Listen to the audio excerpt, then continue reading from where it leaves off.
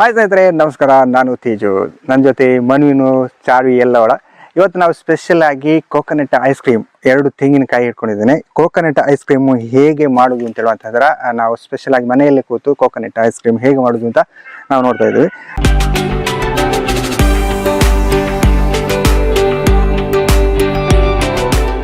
Coconut ice ಕ್ರೀಮ್ಗೆ ಫಸ್ಟಿಗೆ ಏನು ಬೇಕು? ತೆಂಗಿನಕಾಯಿ ಬೇಕು. ತೆಂಗಿನಕಾಯಿಯನ್ನು ನಾವು ಸುಳಿಯುವುದು ನಾರ್ಮಲ್ ಆಗಿ ಈ ಥರ ಹಳ್ಳಿಯಲ್ಲೆಲ್ಲ ಮನೆಯಲ್ಲಿ ಈ ಥರ ತೆಂಗಿನಕಾಯಿ ತುಳಿತಾರೆ.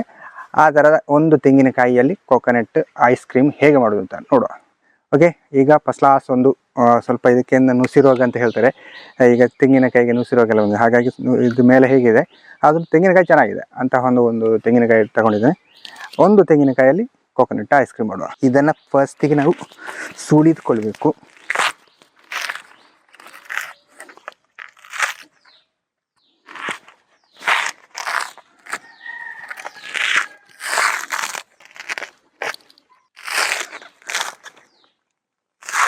ಸಾಧಾರಣ ದೊಡ್ಡ ತೆಂಗಿನಕಾಯಿ ಆದರೆ ಒಂದು ಸಾಕಾಗ್ತದೆ, ಸ್ವಲ್ಪ ಚಿಕ್ಕದಿದೆ, ಹಾಗಾಗಿ ನಾನು ಇನ್ನೂ ಒಂದು ಗಡಿ ಜಾಸ್ತಿ ಹಾಕು ಅಂತ ಹೇಳುವ. ಅಂದರೆ ಮನೆಯಲ್ಲೆಲ್ಲ ಸ್ವಲ್ಪ ಜನ ಜಾಸ್ತಿ ಇದ್ದರೆ, ಮಕ್ಕಳೆಲ್ಲ ಜಾಸ್ತಿ ಇದ್ದರೆ ಸ್ವಲ್ಪ ಜಾಸ್ತಿ ಮಾಡುವ ಅಂತೇಳಿ 2 ತೆಂಗಿನಕಾಯಿ ತಗೊಳ್ತಿದ್ದೇನೆ. ಓಕೆ, ಫಸ್ಟ್ ಕ್ಲಾಸ್ ತೆಂಗಿನಕಾಯಿ ರೆಡಿಯಾಗಿದೆ. ಇನ್ನೊಂದು 2 ತೆಂಗಿನಕಾಯಿ ತಗೊಂಡಿದ್ದೇನೆ. ಆ್ಯಕ್ಚುಲಿ ಒಂದು ತೆಂಗಿನಕಾಯಿ ಐಸ್ ಕ್ರೀಮ್ ಮಾಡ್ಬೋದು. ನಾನು ಅಂತೇಳಿದರೆ ಮನೆಯಲ್ಲಿ ಜಾಸ್ತಿ ಇರುವ ಕಾರಣ, ಜನಗಳು ಜಾಸ್ತಿ ಇರುವ ಕಾರಣ ಒಂದು ಅರ್ಧ ಗಡಿ ಜಾಸ್ತಿ ಆಗ್ತಾ ಇದ್ದಾರೆ. ಈ ತೆಂಗಿನಕಾಯಿನ ಉಂಟಲ್ಲ, ಈಗ ಏನು ಮಾಡಬೇಕು ಅಂತ ಹೇಳಿದರೆ, ಆ ತೆಂಗಿನಕಾಯಿಯನ್ನು ನಾವು ಬಿಸಿನೀರಲ್ಲಿ ಬೇಯಿಸ್ಕೊಳ್ಬೇಕು. ಯಾಕಂತ ಹೇಳಿದರೆ ಇದರ ಮೇಲ್ಗಡೆ ಚಿಪ್ಪು ಇದೆಯಲ್ಲ, ಆ ಚಿಪ್ಪನ್ನು ತೆಗೆಯುವ ಒಂದು ಈಸಿ ಮೆಥಡ್ ಏನು ಅಂತ ಹೇಳಿದರೆ, ಆ ಕುಕ್ಕರಲ್ಲಿ ಒಂದು 3 ವಿಸಲ್ ಮಾಡಿ ಇದನ್ನು ಬೇಯಿಸಿದರೆ, ಒಂದು ನಾರ್ಮಲ್ ಆಗಿ ಯಾವುದೋ ಒಂದು ಕಬ್ಬಿಣದಲ್ಲಿ ಒಂದು ಕತ್ತಿಯೆಲ್ಲ ಇದನ್ನ ಮೇಲಿಂದ ಓಡಿದ್ರೆ ಇದರ ಚಿಪ್ಪು ತಾನಾಗಿ ಬರುತ್ತೆ. ಆವಾಗ ಅದರ ತೆಂಗಿನಕಾಯಿ ನಮಗೆ ತೆಗಿಯೋಕ್ಕೆ ಈಸಿ ಆಗ್ತದೆ. ಮತ್ತು ಅದರ ಒಳಗಡೆ ಇರುವಂತಹ ಬ್ಲ್ಯಾಕ್ ಇರುತ್ತದಲ್ಲ, ಚಿಪ್ಪಿನ ನಂತರ ಇದು ತೆಂಗಿನಕಾಯಿಯಲ್ಲಿ ಬರುತ್ತೆ, ಅದನ್ನು ನಾವು ನೈಫಲ್ಲಿ ಅದು ಚೂರಿಯಲ್ಲಿ ಚೆನ್ನಾಗಿ ಅದನ್ನು ಕೆತ್ತಿ, ಬರೀ ವೈಟ್ ಇರುವ ಐಸ್ ಕ್ರೀಮಿಗೆ ಬೇಕು, ಐಸ್ ಕ್ರೀಮ್ ವೈಟ್ ಇರುತ್ತಲ್ಲ, ಹಾಗಾಗಿ ಬರೀ ಅದರ ವೈಟ್ ಕಲರನ್ನು ಮಾತ್ರ ನಾವು ಯೂಸ್ ಮಾಡಲಿಕ್ಕೆ, ಮೇಲ್ಗಡೆ ಬ್ಲ್ಯಾಕ್ ಇದನ್ನೆಲ್ಲ ಕೆತ್ತಿ ತೆಗೆದು ಚೆನ್ನಾಗಿ ವೈಟ್ ಇರೋದನ್ನು ತಗೊಂಡು ಆಮೇಲೆ ಅದನ್ನು ಮಿಕ್ಸಿಯಲ್ಲಿ ಹಾಕಿ ಕಡಿದು ರೆಡಿ ಮಾಡಿ ಇಟ್ಕೊಳ್ಬೇಕು. ಹಾಗಾದರೆ ನಾವೀಗ ಏನು ಮಾಡಬೇಕು ಅಂತ ಹೇಳಿದರೆ, ಸೀದಾ ಹೋಗಿ ತೆಂಗಿನಕಾಯಿಯನ್ನು ನೀರಿನಲ್ಲಿ ಬೆಚ್ಚ ಮಾಡುವ. ಒಂದಾ ಕುಕ್ಕರಲ್ಲಿ ಮಾಡ್ಬೋದು, 3 ವಿಸಲ್ ಹಾಕ್ಬೋದು, ಇಲ್ಲ ಇದ್ರೆ ನಾರ್ಮಲ್ ಕುಕ್ಕರ್ ಇಲ್ಲದವರು ಒಲೆಯಲ್ಲಿ ಹಾಕಿ ನೀರು ಹಾಕಿ ಬೇಯಿಸಿಕೊಳ್ಬೋದು. ಓಕೆ, ತೆಂಗಿನಕಾಯಿ ಎಲ್ಲ ಸುಳಿದಾಯಿತು. ಇವಾಗ ನಾವೇನು ಮಾಡಬೇಕು ಅಂತ ಹೇಳಿದರೆ, ತೆಂಗಿನಕಾಯಿಯನ್ನು ಕುಕ್ಕರ್ ಇದ್ದವರು ಕುಕ್ಕರಲ್ಲಿ ಬಿಸಿ ಮಾಡ್ಕೊಳ್ಬೋದು. ಕುಕ್ಕರ್ ಇಲ್ಲದಿದ್ದರೆ ಒಲೆಯಲ್ಲಿ ಕೂಡ ತೆಂಗಿನಕಾಯಿಯನ್ನು ಹೀಗೆ ಇಡೀ ಬಿಸಿ ಮಾಡ್ಕೊಳ್ಬೇಕು. ನಾನು ಈಗ ಆ್ಯಕ್ಚುಲಿ ಒಂದು ತೆಂಗಿನಕಾಯಲ್ಲಿ ಮಾಡಬೇಕು ಅಂತಿದ್ದೆ, ಒಂದು ಸ್ವಲ್ಪ ಜಾಸ್ತಿ ಹಾಕೋ ಕಾರಣ ಆ ಒಂದು ತೆಂಗಿನಕಾಯಿ ಕೊಡು. ಓಕೆ, ಮನ್ವೀನ್ 2 ತೆಂಗಿನಕಾಯಲ್ಲಿ ಮಾಡೋ ಅಂತ ಹೇಳ್ತಾ ಇದ್ದಾರೆ, ಅಂದರೆ ಜಾಸ್ತಿ ಜನ ಇದ್ದ ಕಾರಣ. ಓಕೆ, ಈ 2 ತೆಂಗಿನಕಾಯಿಯನ್ನು ನಾನು ಸಾಧಾರಣ ಈ ಒಂದು ಪಾತ್ರದಲ್ಲಿ ಬೇಯಿಸ್ಕೊಳ್ತಾ ಇದ್ದೇನೆ. ಅಂದರೆ ಇಡೀ ತೆಂಗಿನಕಾಯಿಯನ್ನು ಹೀಗೆ ಹಾಕ್ತಾ ಇದ್ದೇನೆ. ಅಂದರೆ ಇದರ ಚಿಪ್ಪಿಯನ್ನು ತೆಗಿಲಿಕ್ಕೋಸ್ಕರ ಹೀಗೆ ಹಾಕಿ ಸಾಧಾರಣ ಅದಕ್ಕೆ ನೀರು ಒಂದು ಮುಳುಗುವಷ್ಟು ಹಾಕಿದರೆ ಸಾಕಾಗುತ್ತೆ. ಓಕೆ, ಸಾಧಾರಣ ತೆಂಗಿನಕಾಯಿ ಅರ್ಧ ಮುಳುಗುವಷ್ಟು ಇದಕ್ಕೆ ನೀರನ್ನು ಹಾಕಿದ್ವಿ.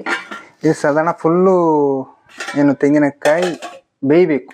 ಓಕೆ, ಇದೊಂದು 10 ನಿಮಿಷ ಬೇಯಲಿ, ಹೀಗೆ ಬೇಯಲಿ. ಕುಕ್ಕರಲ್ಲಿ ಆದರೆ ಬೇಗ ಬೇಯ್ತದೆ, ಆದರೆ ನಾವು ಒಲೆಯಲ್ಲಿ ಈಗ ಈ ಥರ ಪಾತ್ರೆ ಇಟ್ಟು ಬೇಯಿಸೋ ಕಾರಣ ಸ್ವಲ್ಪ ಟೈಮ್ ತಗೊಳ್ತದೆ. ಇದು ಬೆಂದ ನಂತರ ಮುಂದೆ ನೋಡುವ.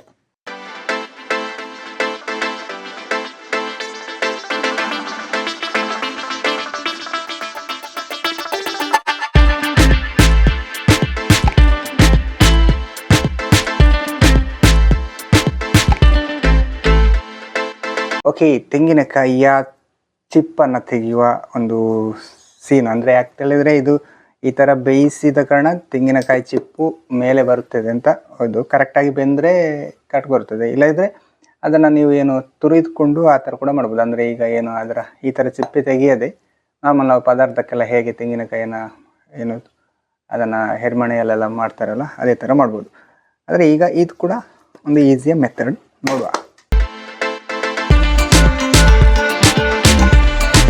ಓಕೆ, ಆಲ್ಮೋಸ್ಟ್ ಆಲ್ ನಮ್ಮದು ಇದರ ಚಿಪ್ಪೆಯನ್ನು ತೆಗೆದಾಯಿತು. ಆ್ಯಕ್ಚುಲಿ ಇದನ್ನು ಹೆರ್ಮಣೆಯಲ್ಲಿ ಹೆರಿದ್ರೆ ಚಂದ, ಅಂದರೆ ಈಸಿ ಕೂಡ. ನಾವು ಚಿಪ್ಪು ಇದರಿಂದ ತೆಗೆದು ಸ್ವಲ್ಪ ಕಷ್ಟ. ನನಗೂ ಮನ್ವಿನಿಗೂ ಇದನ್ನು ಬಟ್ಟಿ ಸಾಕಾಯಿತು. ಆಲ್ಮೋಸ್ಟ್ ಈ ಮೇಲೆ ಇದು ಈ ಥರ ಬರುತ್ತಲ್ಲ, ಈ ಮೇಲೆಯ ಬ್ಲ್ಯಾಕ್ ಇದನ್ನು ಕ್ಲಿಯರ್ ಆಗಿ ತೆಗೆದು ಆಮೇಲೆ ಇದನ್ನು ನಾವು ಗ್ರೈಂಡರ್ ಮಾಡಬೇಕು.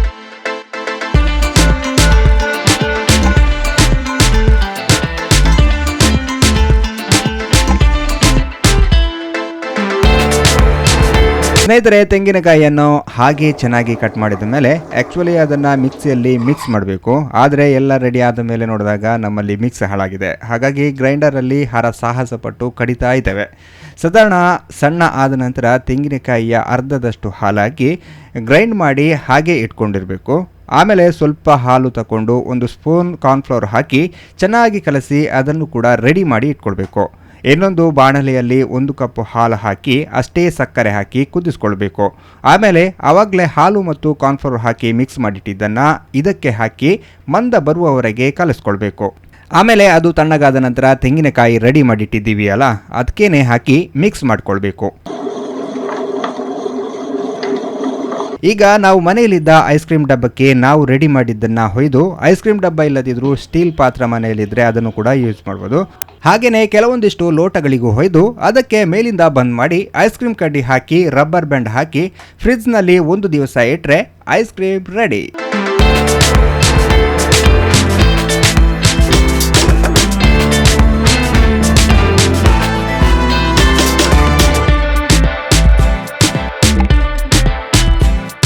ಓಕೆ, ಐಸ್ ಕ್ರೀಮ್ ಅಂತೂ ಒಂದು ದಿನ ನಾವು ಫುಲ್ಲು ಎಲ್ಲಿ ಫ್ರಿಜ್ಜಲ್ಲಿಸಿ ಐಸ್ ಕ್ರೀಮ್ ಅಂತೂ ರೆಡಿ ಆಯಿತು. ಕೋಕೋನಟ್ ಐಸ್ ಕ್ರೀಮ್ ಸಾಧಾರಣ ಈ ಥರ ಬಂದ್ಬಿಟ್ಟು ಗಟ್ಟಿಯಾಗಿ 2 ಗ್ಲಾಸಲ್ಲಿ ಕೂಡ ನಾವು ಇಷ್ಟೇಲ್ಲ. ನಾರ್ಮಲಾಗಿ ಇದನ್ನು ಐಸ್ ಕ್ರೀಮನ್ನು ತೆಗೆಯುವ ರೀತಿಯಲ್ಲಿ ಹಿಂಗೆ ತೆಗೆದು ಸಾಗದಾಗಿಟ್ಟು ನೋಡಲಿಕ್ಕೆ ಒಂಚೂರು ಇಡ್ಲಿ ನೆನ್ಕೊಂಡಿದೆಲ್ಲ, ಇಡ್ಲಿ ನೆನ್ಕೊಂಡದೆ. ಆಮೇಲೆ ಗ್ಲಾಸಲ್ಲಿ ತೆಗೆದು ಅದರಲ್ಲಿ ಸ್ಪೆಷಲಾಗಿ ನಾವು ಇಂದು ಏನಂತ ಹೇಳಿದ್ರೆ ನಮ್ಮ ಐಸ್ ಕ್ರೀಮ್ ಟೇಸ್ಟ್ ಮಾಡೋಕ್ಕೆ ನಮ್ಮ ಜಗಣ ಬಂದ್ಬಿಟ್ಟು ಸುಸ್ವಾಗತ. ಯಾರು? ಜಗಣ ಯಾರು ಬಂದದ್ದು? ಜಗಣ ಅಲ್ಲ, ಜಗಣ ಬಂದ್ಬಿಟ್ಟು. ಹಂಗಾಗಿ ಐಸ್ ಕ್ರೀಮ್ ಟೇಸ್ಟ್ ನೋಡಿಕೆ ಒಬ್ಬ ಸ್ಪೆಷಲ್ ಗೆಸ್ಟ್. ಹಣ ಬಂದ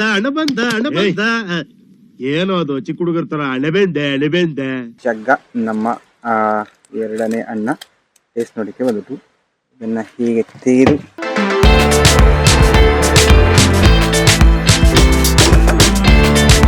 ಆ್ಯಕ್ಚುಲಿ ನಾವು ಮೇಲೆ ಪ್ಲಾಸ್ಟಿಕ್ ಹಾಕಿವಿ. ನೋಡೋಕ್ಕೆ ನೀವು ಗೊತ್ತಾದ ಈ ಥರ ಕಂಡದೆ. ಇದನ್ನು ಹೀಗೆ ಗ್ಲಾಸನ್ನು ನೀರಿಗೆ, ಇದೊಂದು ಪಾತ್ರದಲ್ಲಿ ನೀರು ಇಟ್ಕೊಂಡಿದ್ದೇನೆ. ಸ್ವಲ್ಪ ಹೊತ್ತು ಹೀಗೆ ನೀರಿಗೆ ಇಡೋದು. ಆಮೇಲೆ ಸ್ವಲ್ಪ ಹಿಂಗೆಲ್ಲ ಮಾಡ್ದು ಐಸ್ ಕ್ರೀಮ್ ಅಂತ ರೆಡಿ ಆಗಿಬಿಟ್ಟು ಮನೇನು ಐಸ್ ಕ್ರೀಮ್ ರೆಡಿ ಆಗಿಬಿಟ್ಟು ನೋಡಿಕ್ಕಿಲ್ಲ ಸಾಕಾಗಿಟ್ಟು. ನೋಡಿಕೆ ಈ ಥರದ ಐಸ್ ಕ್ರೀಮ್ ಎಲ್ಲ ಸಿಕ್ಕಿದ್ರೆ ಸಾಕಾಗಿರೋದು. ಅದು ಕೋಕೋನಟ್ ಐಸ್ ಕ್ರೀಮು ಮಾಡಿ ಹಿಂಗೆ ತೆಗೆದು ಗ್ಲಾಸ್ ಈ ತರ ತೆಗೆದ್ರೆ ಸಾಕಾಗಿ ಕಾಣ್ತುಂಟು. ಹೆಂಗೆ ಜಾಗ? ಸೂಪರ್. ಒನ್ ಮೋರ್ ಅನ್ಬೇಕು ನೀವು. ಸೂಪರ್ ಆಗ್ಬಿಟ್ಟಲ್ಲ. ಓಕೆ, ಈಗ ನೀವು ಟೇಸ್ಟ್ ನೋಡಿ. ಈಗ ಈ ಐಸ್ ಕ್ರೀಮ್ನ ಹೆಂಗೆ ತೆಗೆಯುತ್ತಲ್ಲ, ಜಸ್ಟ್ ಒಮ್ಮೆ ಹೀಗೆ ನೀರಿಗೆ ಹೋಗಿಸ್ತು. ಹೆಂಗೆ ಜಾಗ ಐಸ್ ಕ್ರೀಮು? ನಮ್ಮ ಕೈ ರುಚಿ. ಗಟ್ಟಿ ಪ್ರೆಸ್ ಮಾಡಿ ಹೀಗೆ ತಿರುಗಿಸಿ ಜಾಗಂಗಿಲಿ ಭಾರಿ ಖುಷಿ ಆಗ್ಬಿಟ್ಟು. ಓಕೆ, ಈ ತರ ಐಸ್ ಕ್ರೀಮ್ ಸೂಪರ್ ಆಗಿ ಆಯ್ಕೊಡಲ್ಲ ಅಡಿಯಲ್ಲಿ. ಓಕೆ, ಈ ತರ ಸಾಧಾರಣ ಐಸ್ ಕ್ರೀಮ್ ಅಂದ್ರೆ ನಾವು ನಾರ್ಮಲ್ ಐಸ್ ಕ್ರೀಮ್ ಹೇಗೆ ಕಟ್ ಮಾಡ್ತೇವೆ ಅಂದ್ರೆ ಈಗ ಸ್ಲೈಸ್ ತರ ಕಟ್ ಮಾಡ್ತೇವಲ್ಲ, ಆ ತರ ಕಟ್ ಮಾಡಿ ತಿನ್ನುವಂಥದ್ದು.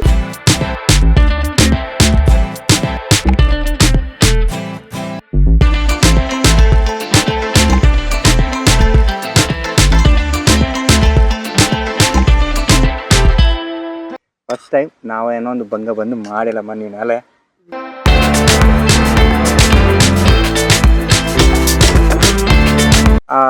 ಏನು ತೆಂಗಿನಕಾಯಿಯ ಏನು ಆ ಒಂದು ರುಚಿ ಹಾಗೆ ಸಿಗ್ತಾ ಉಂಟು, ಅಂದರೆ ಈಗ ಬಾಯಿಗೆ ಹಾಗೆ ಸಿಗ್ತಾ ಉಂಟು. ಓಕೆ, ತೆಂಗಿನಕಾಯಿ ಐಸ್ ಕ್ರೀಮ್ ಹೇಗೆ ಮಾಡೋದು ನೋಡಿದಲ್ಲ. ಸ್ಪೆಷಲ್ ಆಗಿ ನಾವು ಮನೆಯಲ್ಲೇ ಮಾಡಿದ ಕಾರಣ ನಮ್ಮ ಕೈ ರುಚಿ ಸ್ಪೆಷಲ್ ಆಗಿ ಟೇಸ್ಟ್ ಜಾಸ್ತಿ ಕಾಣ್ತಾ ಉಂಟು. ಇಲ್ಲ ಇದ್ರೆ ನಾರ್ಮಲ್ ಆಗಿ ಐಸ್ ಕ್ರೀಮ್ ಸಿಗ್ತದೆ, ಅದಕ್ಕಿಂತ ಸ್ವಲ್ಪ ಡಿಫ್ರೆಂಟ್ ಟೇಸ್ಟ್ ಸಿಗ್ತಾ ಉಂಟು. ಅಂದರೆ ತೆಂಗಿನಕಾಯಿಯ ಫ್ಲೇವರ್ ಎಲ್ಲ ಉಂಟಲ್ಲ, ಅದು ಚೆನ್ನಾಗಿ ಬರ್ತಾ ಉಂಟು. ಟೇಸ್ಟ್ ಕೂಡ ಗಮ್ಮತ್ತಾಗಿ ಉಂಟು. ನಾವೆಲ್ಲ ಜಗಣ ಮತ್ತು ಮನ್ವೇನ್ ಚಾರು ಎಲ್ಲರೂ ಕೂತು ತಿನ್ನುವಾಗ ಇನ್ನೂ ಸ್ಪೆಷಲ್ ಆಗಿ ಟೇಸ್ಟ್ ಜಾಸ್ತಿ ಬರುತ್ತೆ ಅಂತ ಹೇಳ್ತಾ, ನೀವು ಕೂಡ ಮನೆಯಲ್ಲಿ ಟ್ರೈ ಮಾಡಿ. ಈ ಥರದ ಸ್ಪೆಷಲ್ ಏನು ಮನೆಯಲ್ಲೇ ಮಾಡುವ ಕಾರಣ ಆರೋಗ್ಯವು ಕೂಡ ಒಳ್ಳೆಯುತ್ತೆ, ಆರೋಗ್ಯಕರವಾದ ಆಹಾರ ಕೂಡ ಮಾಡ್ಬೋದು ಅಂತ ಹೇಳ್ತಾ ನೀವು ಕೂಡ ಮನೆಯಲ್ಲೇ ಟ್ರೈ ಮಾಡಿ. ನಾವು ಸ್ಪೆಷಲ್ ಆಗಿ ಏನು ಮಿಕ್ಸಿ ಬದಲು ಗ್ರೈಂಡರ್ ಯೂಸ್ ಮಾಡಿದ್ವಿ, ಹಾಗಾಗಿ ಸ್ವಲ್ಪ ಟಫ್ ಆಯಿತು.